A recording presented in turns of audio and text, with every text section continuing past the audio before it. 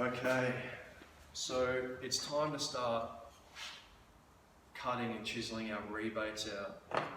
So remember, we're using our template, the green section here.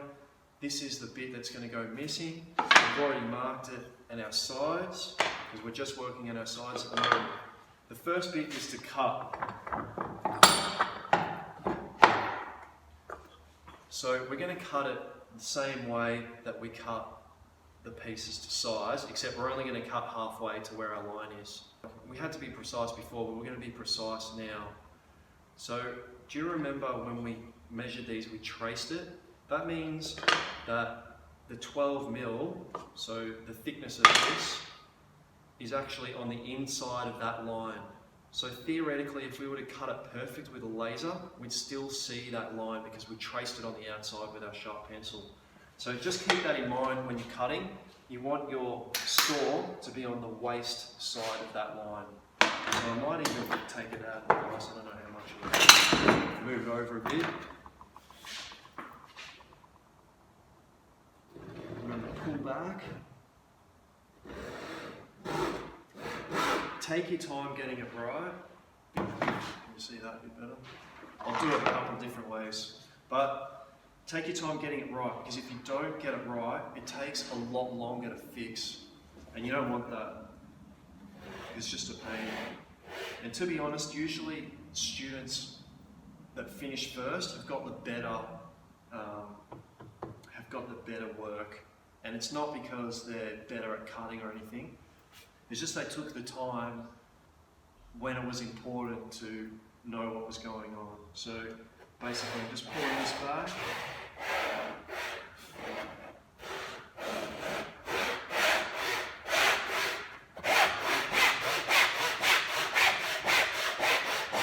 Watching my lines like a hawk. Pretty good. A little bit more on that side. Flip it over.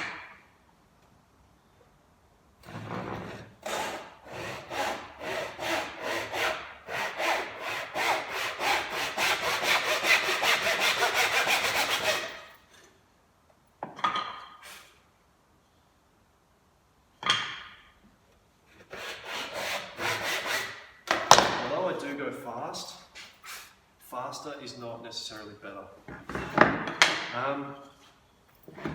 This one here, I'll cut it like this, so I think you'll be able to see something different. Now, you'll notice, I'll try and accentuate it a bit.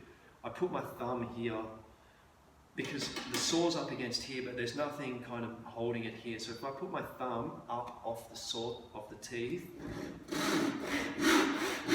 it gives me a little bit more control. And then I'm starting to bring my blade down to get that line. Let the saw do the cutting. This is a beautiful saw.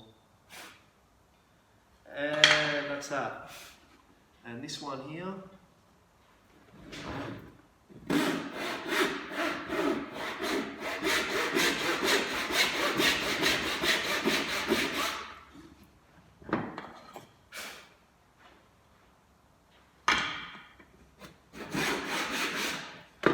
Excellent. So that's kind of what it's like.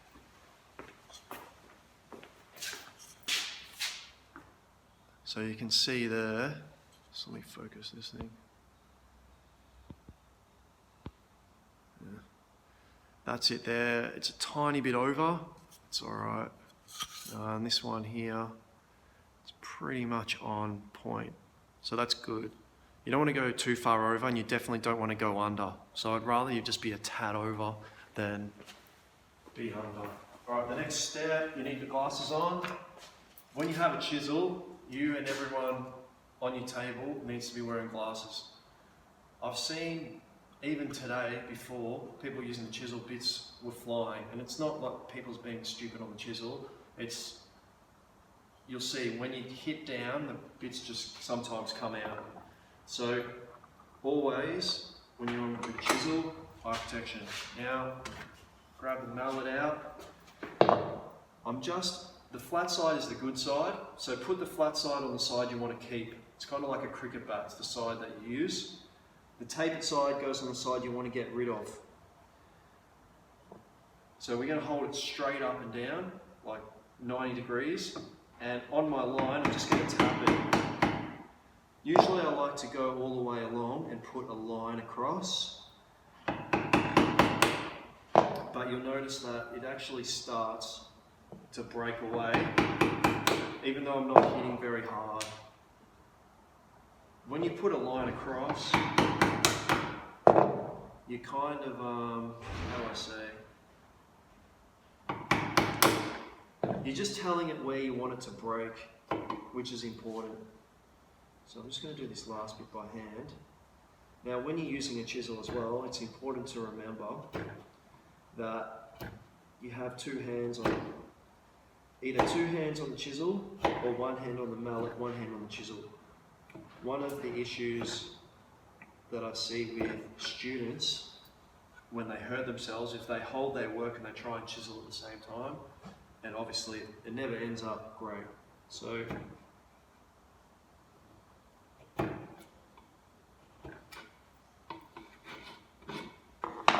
alright, and how you check it is you just get something else that's straight, put it up against it and have a look at your join. So I'll show you this one, it's pretty good.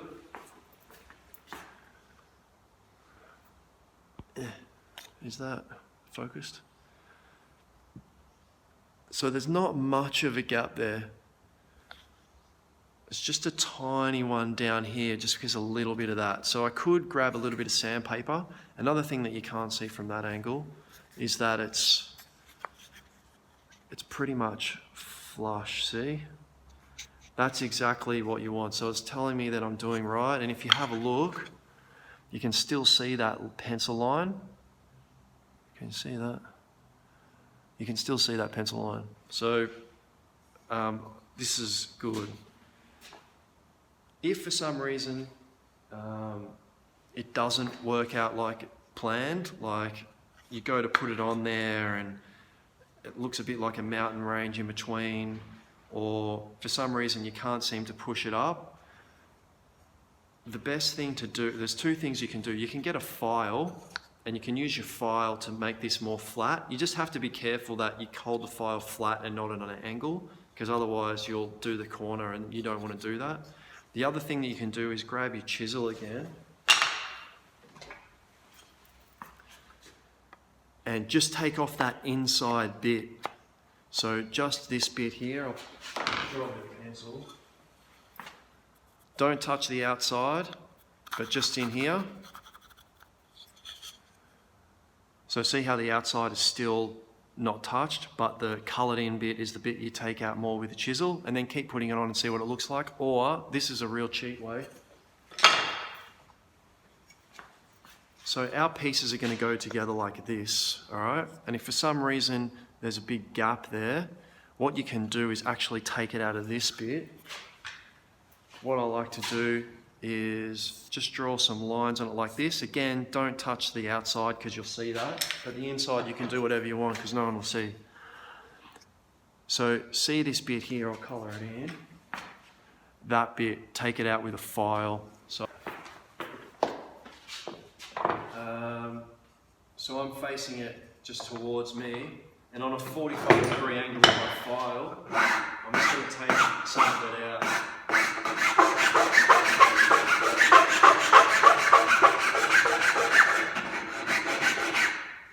Once you've done a little bit, put it back on and see what it looks like. Oh yeah, it looks pretty good. Or, you know, you need to do more, either way. I'll have another go, I'll have a quick go at these other ones. This one just needs the tiniest bit gone. If you hold it straight up and down too, that is the key to success, I think, in this one. Because if you have it on an angle, you're going to have to fix it later. So, what's the point? Yeah, it's pretty good.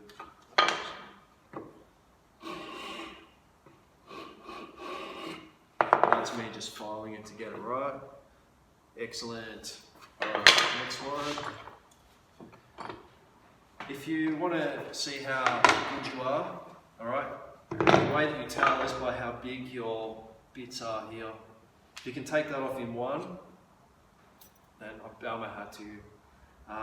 But sizes like that, it's usually pretty good. If everything's really, really small, it means that you haven't been as efficient as you can be. I'll try and take this off in a little bit.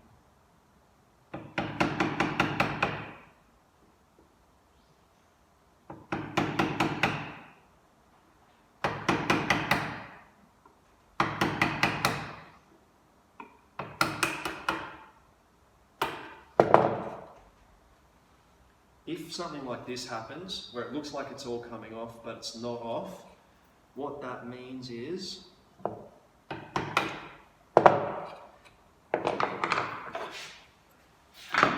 you need to cut it a bit further. So slide your saw back in, take it off, one piece. But is it any good? It's not bad, it's alright. Next one.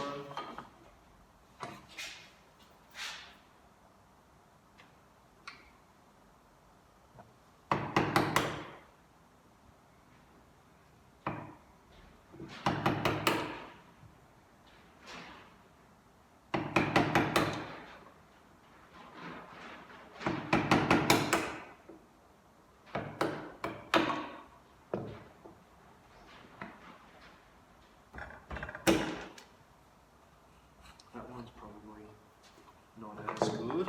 Check this one, check it out, or it's not good. 2 hands on the chisel. It's called pairing when you do this. When you're just taking out, running your chisel along, and just taking out a sliver of wood, like a shaving, like a pencil shaving.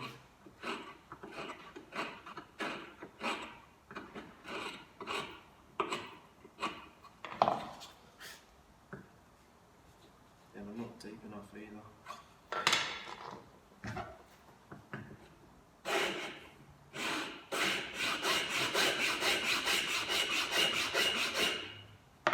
Cheat a bit with my file. It's pretty close, not perfect. You want to try and make them all the same, even if they're a little bit out. If for some reason you have to choose between making one perfect, one not perfect, or making them both the same, make them both the same, because that way you'll get that 90-degree angle all the way around, and it makes a difference at the end when you put your sliding lid in. So yeah, take your time here when you're doing your chiseling. Make sure that you get it right on that line, and when you're cutting, you can just see that line on the other side. And that way, you won't be spending all the time trying to fix it, which is very frustrating.